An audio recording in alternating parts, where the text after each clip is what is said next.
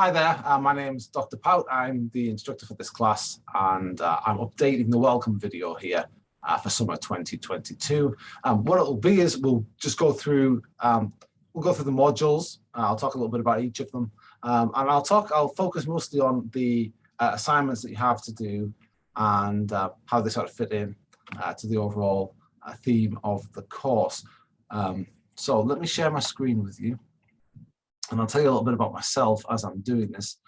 I've been teaching at ASU for about 6.5 years now. I also got my PhD here at ASU at the School of Politics and Global Studies. So I've been here since 2008, quite a long time. And my PhD, I specialized in international relations, which is, so means that this class is right in my sort of center of expertise. I've taught this class quite a few times, POS 160. I think of it as an introduction to international relations, and so which it is.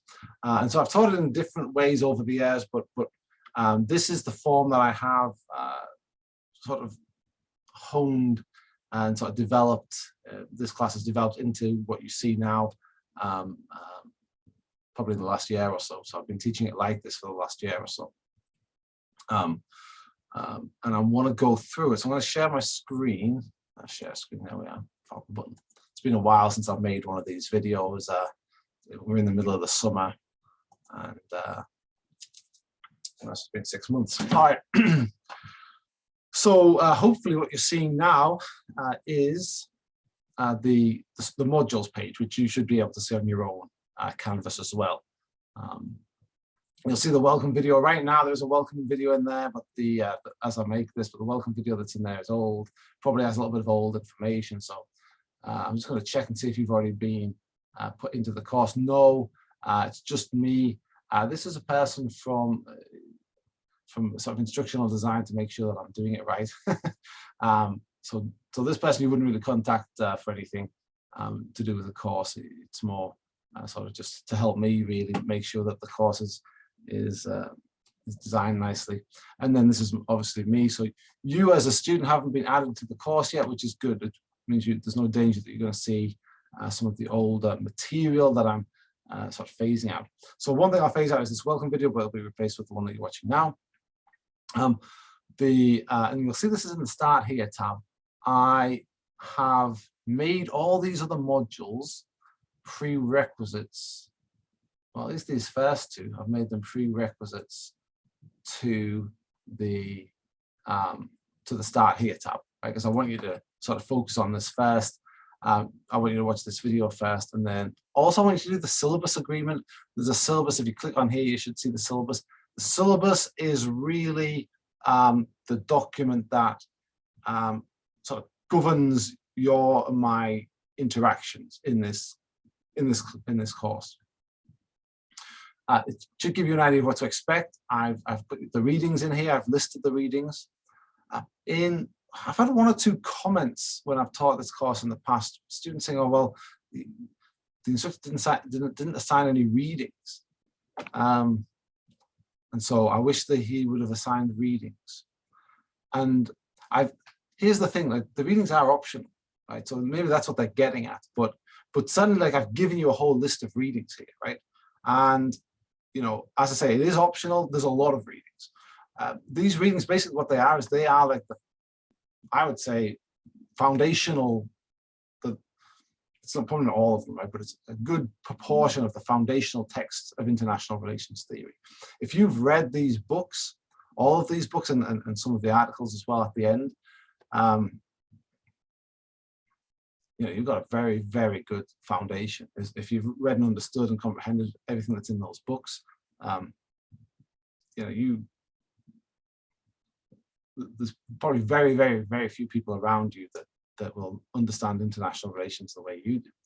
And that's sort of what the class is about, really, right? It's getting you to that level. Now, they are optional because these books are long and they're quite complicated, right? And so I don't want to discourage you from reading them at all. Like, absolutely go ahead and read them. But what I've done in order to make it so that you don't necessarily have to read them all for this particular course, right, to do well in this course, what I've done, and you'll see this is what the course is mostly made up out of, is I've made videos, right? I've made lecture videos that are heavily based on those readings. So I've done those readings, and I'm trying basically through these lectures to explain them to you, right? At least the main points of them. And so for sure, you'll get a deeper, richer experience if you do all the readings. If you bought or acquired somehow all of those books and then read them all, you would have a very deep, as I said, deep and rich understanding, and more of an understanding than if you just watch the lectures, right? However, right, that would likely, if you could do all that in 6 weeks, if you could read all those books in 6 weeks, you would be, I mean, you would be, I imagine, top 1% of readers in the world or something like that, probably beyond that. So it's a lot of pages, right? Thousands and thousands of pages. So so they're all on there. There's the list of them, and I also I've connected them to the module. So the first sort of substantive module is this realism 1, and when you click on relevant reading, you'll see, well, 1, 2, 3 books and an article, right? So that's already quite a lot. But as I said, I've made, I've made lecture videos that will cover the main points in those books. Also, you'll notice the article that I've put in here, which is from Richard Ashley, The Poverty of Neorealism. I've also included that in the module. So the articles that I'm suggesting, I'm including them so you can access them very easily. Like this. And this actually, in terms of the language and probably a lot of the theory that he's trying to get at, this might be the most complicated reading that you could do.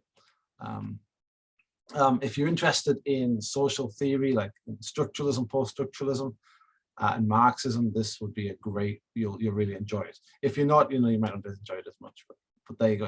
It's a critique, this one, of neo-realism, which is, and an important critique, and one that's well read and well regarded. So it's definitely worth the read. But yeah, but again, it's all optional. And I certainly talk about his critiques of neorealism when I cover these. I think maybe in video 4, right? Perhaps maybe video 2.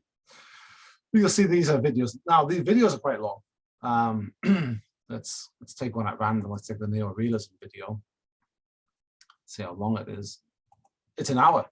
Right, so potentially you're looking at something like perhaps 4 hours of lectures or 5 hours of lectures here, right? I definitely recommend the lectures. I definitely recommend the lecture videos. That should probably be the minimum. Without doing that, without watching those, you're going to be struggling quite seriously to take anything really away from the course, because all you've really got is the lectures, which is sort of the first line of, if you can sort of comprehend that, you're sort of on course to probably do well in the class. And then you've got those readings sort of beneath that as a foundation for those lectures. And if you do, then you'll get a deeper and richer understanding than probably I'm expecting from you. So so there's that. Okay. And you'll see each module roughly is the same. You've got the relevant reading. If you do want to do some of the reading, you can check which readings would be most relevant to the module that you're in here. And so you'll see you've got that on the second one, on the third one, on the fourth, on the fifth. They have these numbers next to them right now.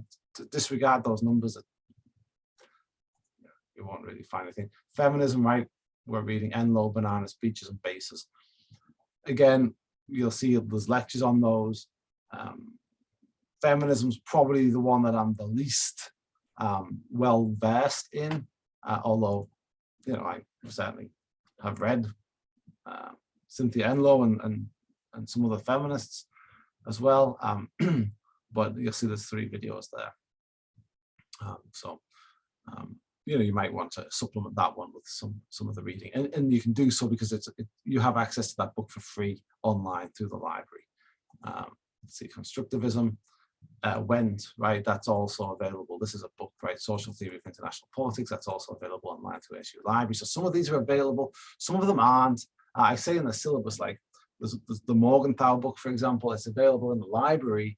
There's only, I don't know what, 2 copies, right? So you'd have to be on campus maybe for that one.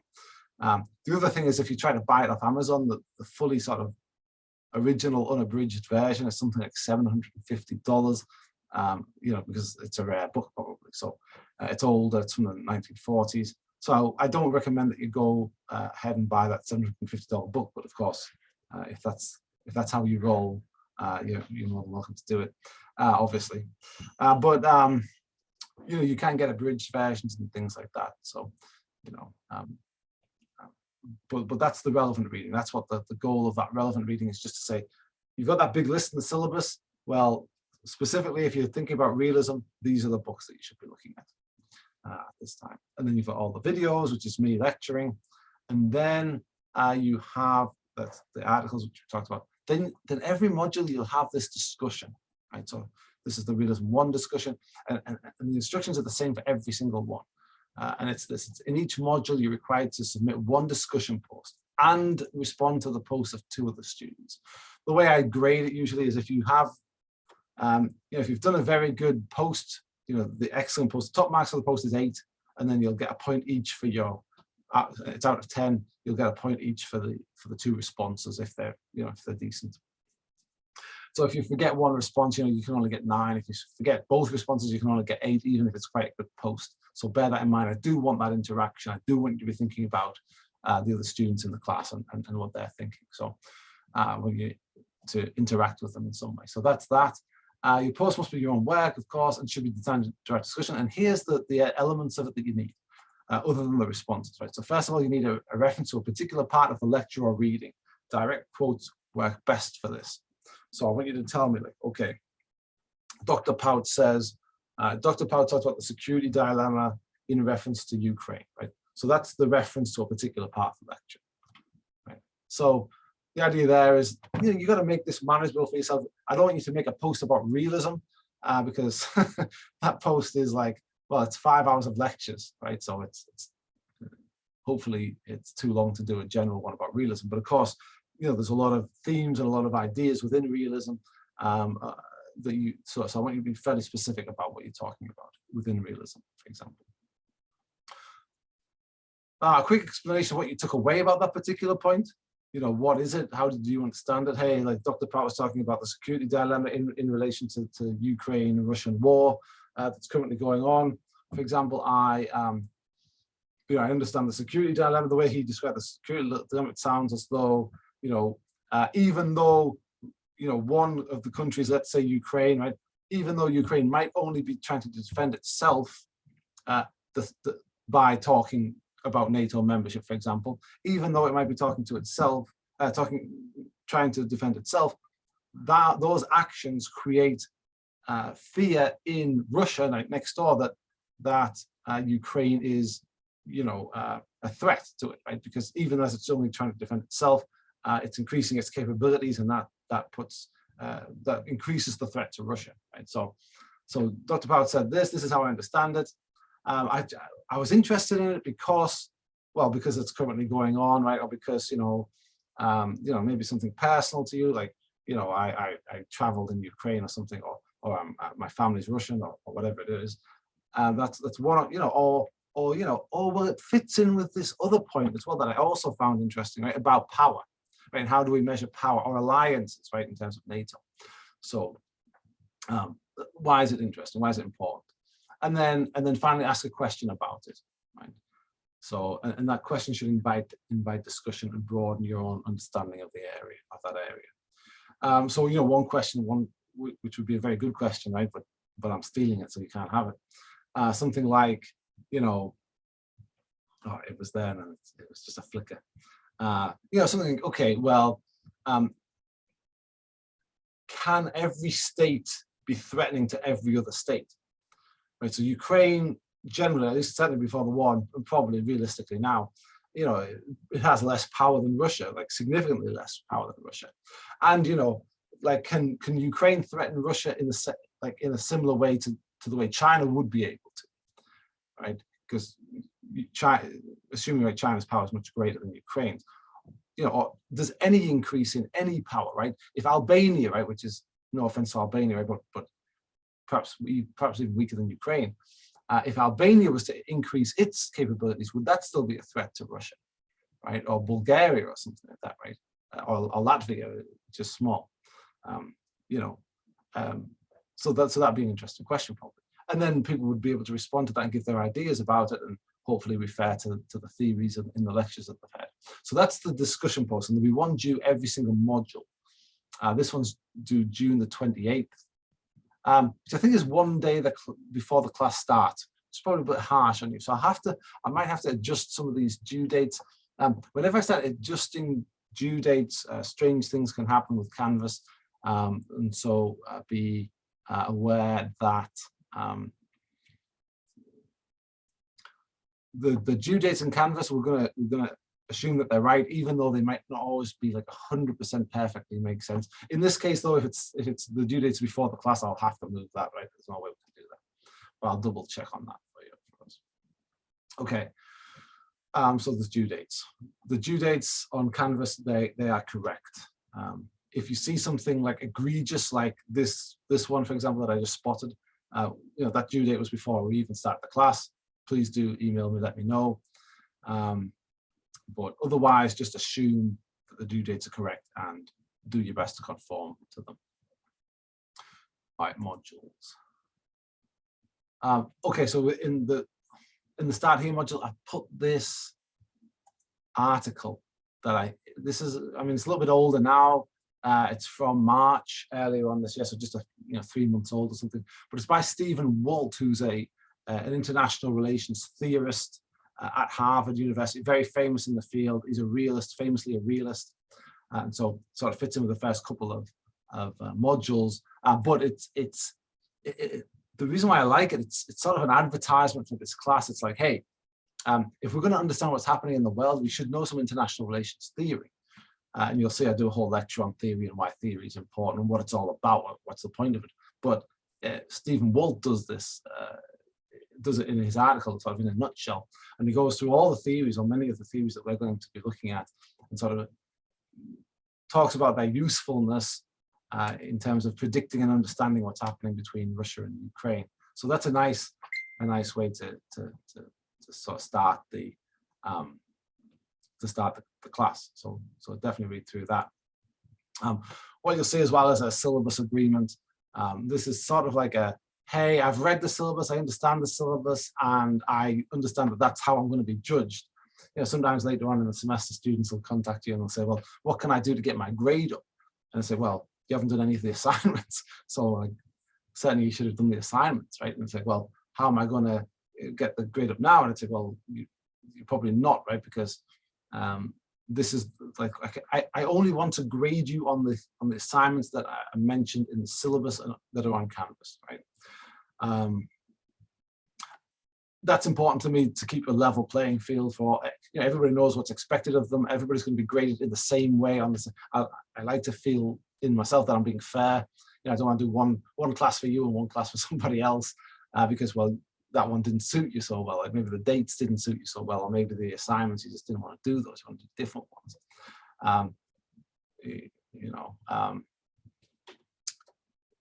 It sometimes goes without saying, but I just want to explain what I'm doing in terms of the quiz. The quiz is sort of like having you have to agree before you progress in the class. You have to agree that like you've read the syllabus, you understand the syllabus, you understood the stuff in this video, and that, you know, that you're happy to be in the class. Yeah, and you know, and if you're not, now's a good time not to be in the class, right? And it's sort of just a reminder that at any point, if there's any dispute between you and I about what the grade is, or what the assignments were, or what the dates were, you know, I'll just point back to the syllabus, right? And certainly you should point to the syllabus as well if there's anything that I'm doing that you feel is not in keeping with what I said in the syllabus, right? And again, that's just a way to keep everything open and above board and fair and transparent for everybody to see how they'll be graded and how you know, what the class entails, right? So that's that. You have to agree to that to get into the modules, the first few modules. So that's good, that's done. And then we're into the modules, right? And so I've talked about the discussions. I won't talk about them again, but they're in every module. The ones I'll talk about now is the essay responses. So there'll be an essay response. This actually won't be released to you. I'm not going to click on it because the thing is, the question I think won't be released to you until 7 days before it's due, and that's by design, right? So the idea is right, you won't know, although in a condensed class like this, actually, like there's only 6 weeks, so 7 days is quite a big part of the class. But for for some of the time, you won't know what the question is going to be. So that the idea behind that, of course, is for you to study everything, right? Because I want you to get as much as you can out of the lectures for sure, and potentially the readings as well. So but the questions will, and the questions are designed to be fairly broad, to like use most or almost all of everything that you've heard and read. So there's that too. Like everything should be useful to you probably from the videos in order to answer the essays.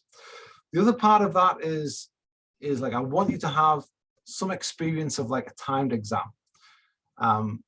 When I probably a couple of iterations ago, a couple of like sort of versions of this class ago, we'd be in campus, on campus, and you every now and again we'd have this test, right? And you would have 1 hour in the class to write the essay, and I would probably give you a little bit of guidance before the class, like here's the things that you should think about, and then you'll get the question, you just have to write it. You got an hour, and then that's what I grade you on. And so I've sort of wanted to keep some of that element in there, but I've obviously extended it from 1 hour to 7 days. Right? So there's not much of it left, but that should certainly be enough time. The other thing with these essays is I've gone up and down on the word requirement on them. I started off at 1,000, and I realized actually that 1,000 was not really enough to fully explore the topic. Then I went to 2,000, and I thought, well, 6,000 words over 6 weeks is probably, 3 different topics. Probably, maybe that's slightly too much. So I've dropped it back down to 1,000. Here's the thing: 1,000 might not be quite enough words. So I'd say that look at 1,000 as sort of a minimum. But if you find yourself getting over like 2,000, you've gone too far probably. You can probably condense some of the information. So 1,000 words, that's the requirement. That's where, if it's under 1,000 words, it's likely you haven't, addressed the question properly. And probably even at 1,000 words, actually, you might not have fully addressed it unless you're a very good writer, a very succinct writer. But then, don't feel bad if you're getting up to 1,500 words or so. If you start to get beyond 2,000, I noticed when I had it at 2,000, there was probably, there was probably some stuff in there that, didn't necessarily need to be in there. It wasn't usually bad, but it also, like, you could have got away without it, So that's what I mean by the word count. So you should see 1,000 as the very minimum, really. What I'm looking for you to do, of course, in these essays is to really like show me what you've learned. That's the most important thing. Show me what you learned from realism. Show me what you learned from liberalism. That's the second one. And then show me what you learned from everything else, alternative approaches. So I think the consensus, right, of probably most scholars in international relations is that realism and liberalism are really the core of the discipline. And the other ones that will cover feminism, constructivism, English school, they're other theories, right, that sort of interact in some ways, oftentimes with realism and liberalism, that sort of spin off from them in certain ways, but are probably not in the mainstream core of the discipline. So, but nevertheless, they're important. I want you to know that they're out there, and I think my personal opinion is that you can't have too many lenses to look through when you're investigating international politics. It's a complicated phenomenon, very complicated. It's complicated for all sorts of reasons. One, because there's a long history. Regimes have changed. Ways of interacting between states have changed over time. Individuals, right? Psychology is another thing, right? It's so hard to predict, right? And so hard to understand what different people are doing. Of course, that's what realism is trying to do, and neorealism is trying to do, in particular, in a simplified way. And that, there's something to be said for simplicity and for parsimony, as Waltz likes to talk about. But I think ultimately, like, giving, especially as students being introduced to the discipline, I think giving you a lot of different lenses and a lot of different approaches and ways to look at international relations is probably the right thing to do. So that's what I do. And so you'll see these are just different approaches, each one: English school, constructivism. So you've got 3 essays, right? Each 1,000 word minimum each: realism, liberalism, and then everything else basically. And the questions will be released 7 days before the due date, and you'll have those 7 days to write and answer it. Because of that though, right? Because of that sort of schedule, it's fairly strict. So there's not much maneuvering in terms of dates on essays. I popped in this course evaluation reminder. What I'll do is I really do value your feedback, and so I will give. If we reach 85% of participation in the course evaluations, I'll give everybody in the class an extra 2%. It's not much, right? It shouldn't like save you in terms of, I was failing, and then I did the course evaluation and I got an A. Right, that shouldn't really happen, and obviously it won't happen with the 2%. But I want to give you a little incentive because like I said, I do value your feedback. So thank you for those of you that will do that. And as I said, if 85% of you do it, and that's certainly doable, I've certainly reached that threshold many times if I offer this incentive. And so if you do reach 85%, I'll give everybody a 2%. So that's that. What else? I think we're good so far on that. I've given you in the syllabus of class description, I've given you the readings, I've given you my contact, right, deepout@asu.edu. I'll get back to you within 24 hours, usually. That's my goal, and that's what you should probably expect. If it's Friday afternoon or something like that, the likelihood is I'm not going to respond over the weekend. It'll be Monday morning or Monday at some time when I do get back to you.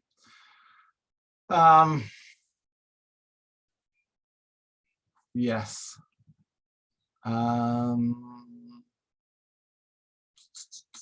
Assessment.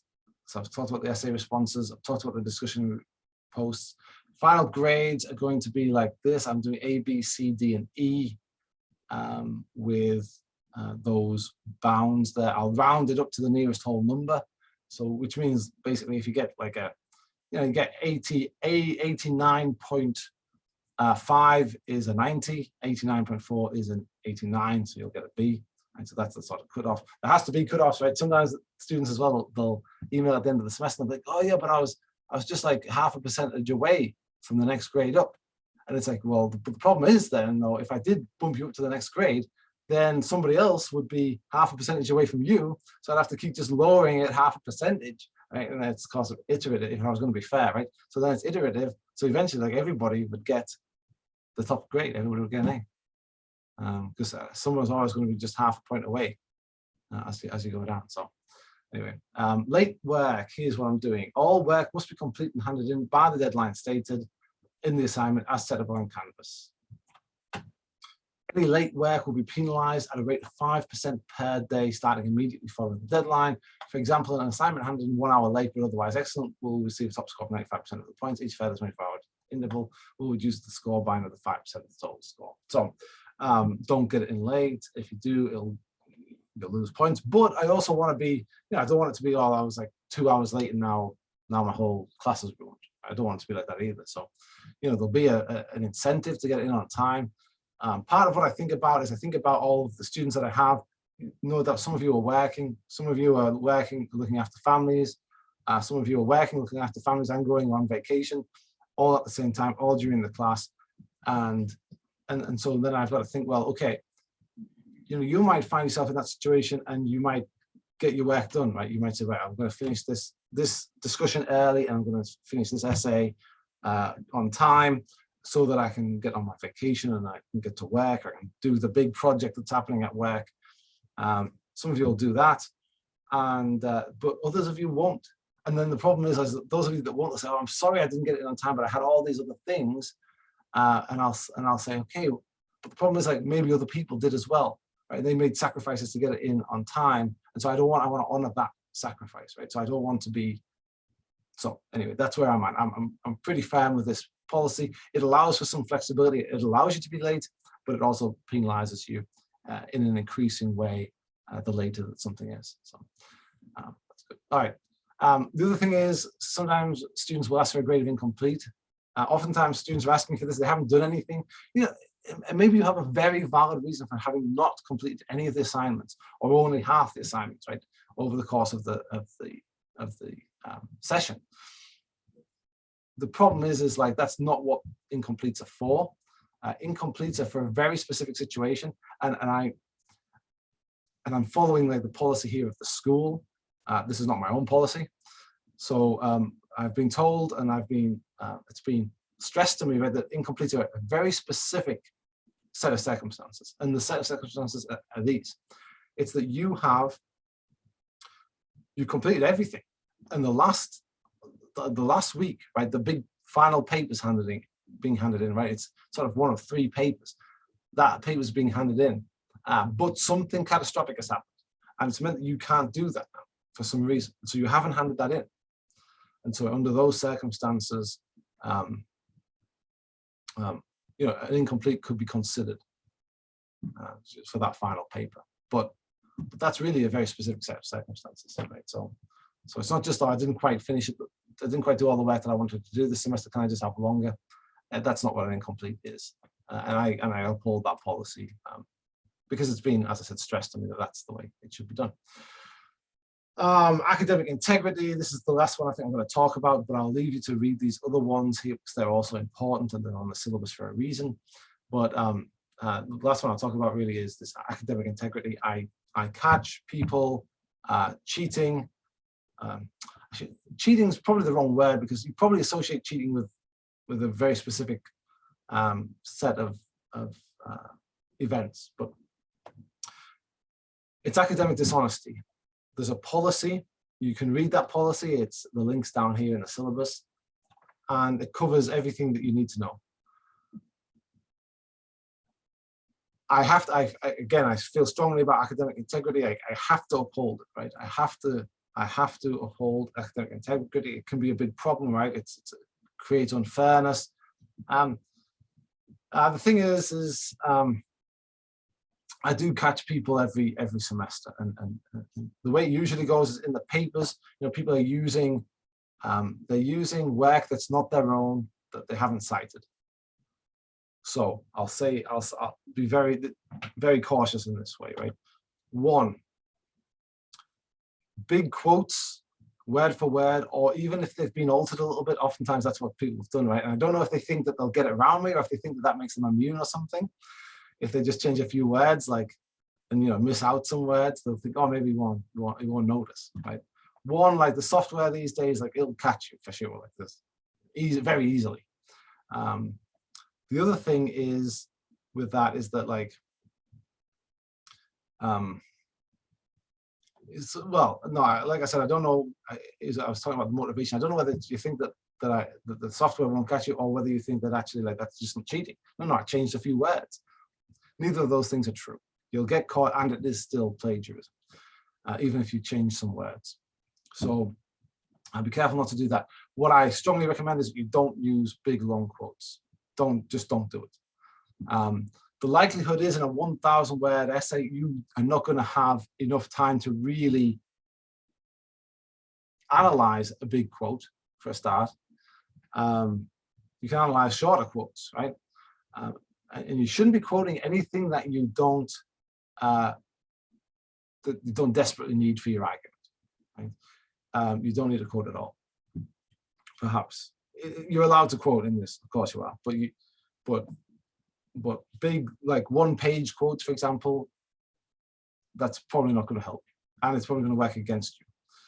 The essays, they should be your work, right? So you can refer to the lectures, you can refer to the readings, you probably should refer to those things, but a lot of it should be your analysis. What does that mean? What does Dr. Pout mean? How does that help us? Like, how does that help you, I should say, right? That's what the content should be. Okay. But the second thing, any quote that you do put in, you should definitely have quotes, and you should definitely have the citations. That's the biggest thing. Like, honestly, I'm going to find in essays, I'm going to find in somebody's essay this semester, I'm going to find a big long thing that they've taken off the internet probably, or they've taken from maybe from an article or something, some source, or that like, well, I'll deal with this type first. And you just haven't cited the thing. 1, you shouldn't do it anyway because it's a big quote, but you haven't put in quotation marks, and you haven't put the source in there, right? So that looks very, very much like you're trying to pass off somebody else's work as your own, and you'll get 0 for that. And that's the first offense is a 0. The second offense is there's more severe sanctions that are available to me, and that I'll likely take in the event that you do it more than once. Like, don't do it once, but definitely don't do it more than once. But the first time you just get a 0. Even if you say, well, no, I only copied like half of it. It's like, no, you get a 0. A 0. Okay. The other way that you can cheat, right, is you can have other people write it, and there's all sorts of ways to catch that as well. People will tell you, oh, it's unique to you. I'm writing this for you. Oftentimes I see it's not unique. They've handed in the same paper for another student in another university, and that pops up. I've got access to like every paper that's been handed in almost every university.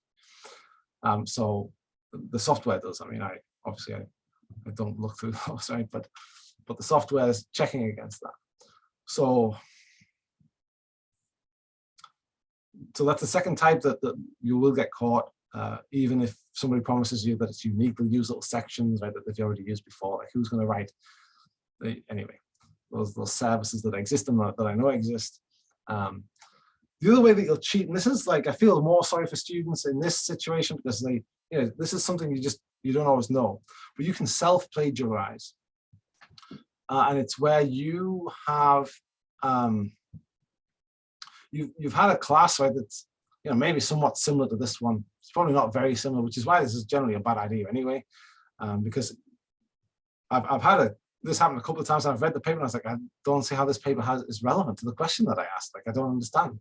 I think you'll see like maybe a couple of sentences, you're like, oh, they've tried to tailor it a little bit, but most of the paper is just not really about this, right? It's very different from everybody else's paper, and it's because they're not really using the stuff from the class. So, and probably what it is they probably haven't watched any of the lecture videos either, so they don't really know what the class is about. But it's called international politics, so they think this other thing that they wrote for like I don't know, maybe like a national security class, maybe that works, and it usually doesn't. So, well, it always doesn't, as far as I can tell. So anyway, so you can get in that situation where you're handing in this other paper. It was for another class, and you're like, oh, it'll probably work for this one as well, and it doesn't. But the problem is that's also academically dishonest. It's also against the policy. It's against the rules. You can't do that. Whatever you hand into one class, you're not allowed to hand that paper in for another class. The only way you're allowed to hand that in for another class is if you get the permission of both of the professors. So let's say you also have Ripley, for example, for another class, and you've handed in a paper for him. You get in touch with Dr. Ripley, ask him, hey, I've handed this one in for you, or I'm going to hand it in for you. Can I also hand it in to Dr. Pout? And then get in touch with me and say, hey, I've handed this in to Dr. Ripley. Can I also hand it in for you? And if you haven't done either of those things, if you haven't done both of those things, then that's academic dishonesty, and you can be penalized for that too. So be very careful with that. Make sure you get permission. I probably won't give you permission. I'll probably talk to you about it a little bit and ask you, well, what's the paper about? Is it about this, right? This thing that we're talking about? And like, I'd probably usually advise you to change it quite substantially, probably, unless somebody else is asking you to do the exact same thing, in which case, like, I might allow it. You're doing the work anyway. So, so that's academic dishonesty. I'm not going to finish, I suppose, on that note. It's a bit of a downer, but it does happen every semester. And I do want to give you the full warning, as full as possible. Just like, don't go near academic integrity violations. You'll get 0. Further infractions will result in more and more sanctions from the university. We take it really seriously. ASU takes it really seriously. I do too, and so I don't do it. Read the rest of the policies. They are also important. Please, if you have any questions at all about anything we've even talked about in the syllabus, about the modules, certainly about the content of the class, if you watch a lecture and like, I didn't quite get what you meant by that, definitely contact me. This is online, so we don't really have office hours, but I do answer emails. And if you ask me, we can also arrange a Skype talk as well at some point. We can schedule one of those if you need to, and if you'd like to talk about the content, if you have specific questions or anything. But email works as well, just fine. I look forward to receiving it. I always look forward to like looking at your work and seeing what you're getting out of the class. but I also would welcome any emails that you might have to discuss content. It really is just the discussion posts and the essays. It's a fair amount of work, but I wish you all the best for it.